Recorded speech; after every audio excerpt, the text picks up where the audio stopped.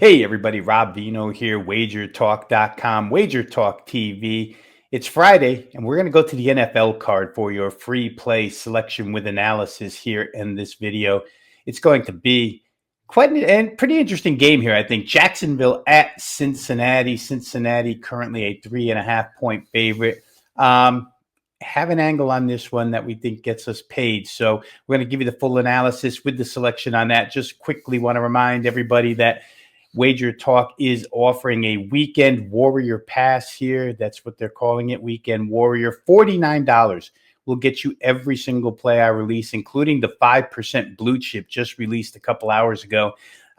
You'll get every play Saturday, every play Sunday. You'll even get the Monday Nighters. And remember that this Monday night, it's a doubleheader on Monday Night Football. So plenty of football action, college and pro. Generally, the price would be $108. They've knocked it down to $49 for the full 3 days. So go ahead and hop in now. Get your Weekend Warrior All Access Football Pass. Once again, just $49 for all day Saturday, all day Sunday, all day Monday, every play released. Let's get into this Jacksonville and Cincinnati game. And it's interesting. I'll say this. Some people look at this game, and their first glance at the number would probably flash dollar signs in front of their eyes. Run to the window, lay 3.5 with Cincinnati at home. How in the heck are they only laying 3.5 against Jacksonville? They stink.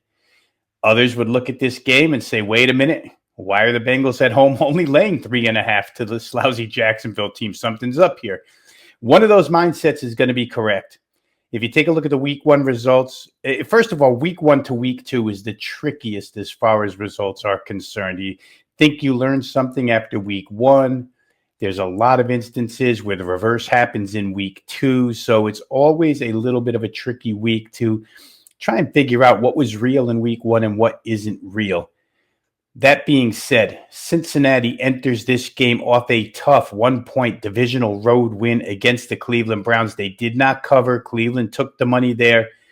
Cincinnati won the game, but their offense was miserable. Held to 141 total yards, 46 on the ground, 95 through the air. They're outgained by 186 total yards by the Browns in this game. They averaged just 3.1 per play, not the Cincinnati offense that we know with all the talent that they have on the field. They only had the ball for 46 plays in that game, while Cleveland had it for 69. That's plus 23 in offensive snaps for the Browns in that one.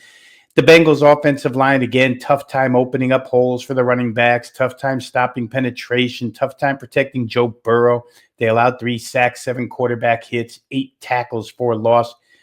And we know Myles Garrett plays for Cleveland. Their defense is tough, but the Cincinnati offensive line looked pretty poor in that one. And Jacksonville has some pass rush ability, so Cincinnati needs to shore that up, or that area up in this one against the Jags. It's hard to assess the Jaguars fully in their pretty much wire-to-wire beating of Carolina 26-10. Again, that was a weather-delayed game, so it was kind of sporadic. But Jacksonville did pretty much dominate in that one. I think a couple of things jump out about the Jaguars in that game. They ran for 200 yards. And again, it's Carolina, but 6.3 per carry. It's just different for the Jaguars to put up 200 on the ground. It's a new system with Liam Cohen at the helm. And the balance looked pretty good in that one. They threw the ball for, I think, 178. So they had some balance. For Cincinnati in this game, it'll be a little bit different because they had the immobile Joe Flacco as the opposing quarterback the first time, and they didn't put on a ton of pressure. Here they'll have the mobile Trevor Lawrence, which could be a little bit problematic for them.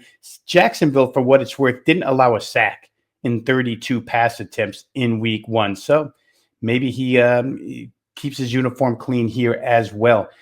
It's interesting to me as we take a final look at this game that Jacksonville talked an awful lot about Tank Bigsby being one of the key members of their offensive backfield this season.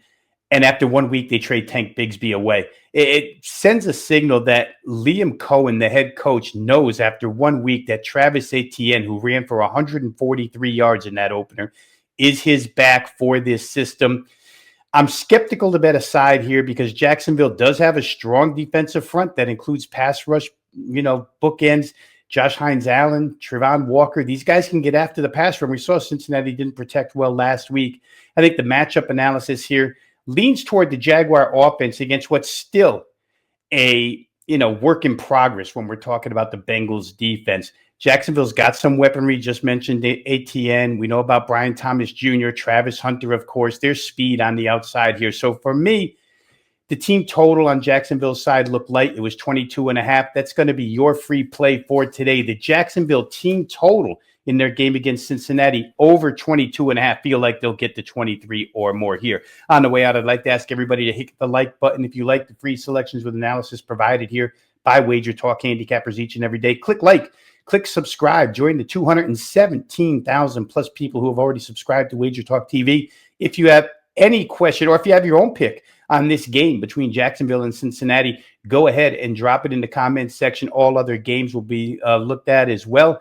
I try to get to these as soon as possible. For now, this is Rob Vino saying good luck with all your plays. We'll see you next time on Wager Talk TV.